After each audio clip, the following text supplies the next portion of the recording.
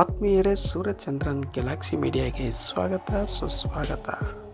ಚಿಂಚಲಿ ಗ್ರಾಮದಲ್ಲಿರುವ ಮಾಯಮ್ಮ ದೇವಸ್ಥಾನವು ಮಾಯಕ್ಕ ದೇವಿಗೆ ಸಮರ್ಪಿತವಾದ ಹಿಂದೂ ದೇವಸ್ಥಾನವಾಗಿದೆ.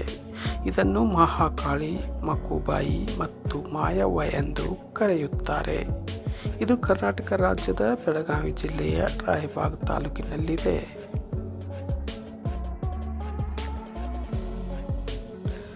ಮಾಯಕ್ಕ ದೇವಸ್ಥಾನದ ಇತಿಹಾಸ.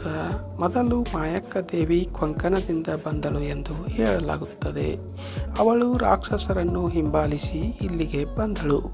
ಚಿಂಚಲಿಯಲ್ಲಿ ಅವಳು ಕೀಲ್ ಮತ್ತು ಕಟ್ ಎಂಬ 2 ರಾಕ್ಷಸರನ್ನು ಕೊಂದಳು.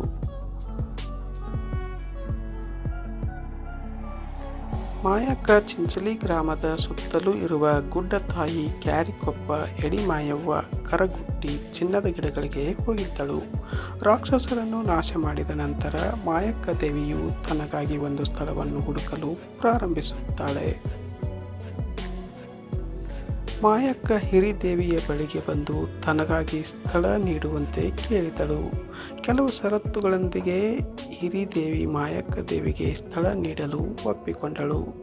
ಆ ಷರತ್ತುಗಳು: ಮೊದಲು ಗೌರವ ನನಗೆ ಮತ್ತು ನಂತರ ನಿನಗೆ, ಮೊದಲು ನೈವೇದ್ಯ ನನಗೆ ನಂತರ ನಿನಗೆ, ಮತ್ತು ಮೊದಲು ದರ್ಶನ ನನ್ನದು ನಂತರ ನಿನ್ನದು.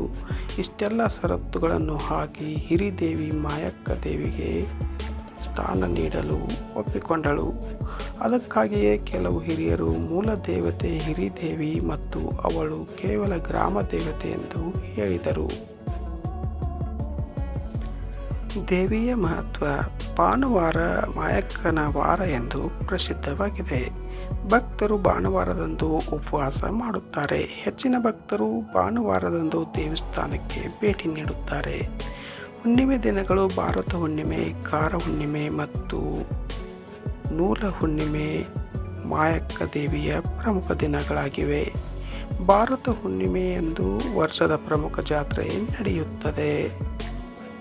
ಭಕ್ತರು ದೇವಸ್ಥಾನಕ್ಕೆ ಹೋಗುವ ಮೊದಲು ಹಾಲಿನ ಹೊಳೆಯಲ್ಲಿ ಸ್ನಾನ ಮಾಡುತ್ತಾರೆ.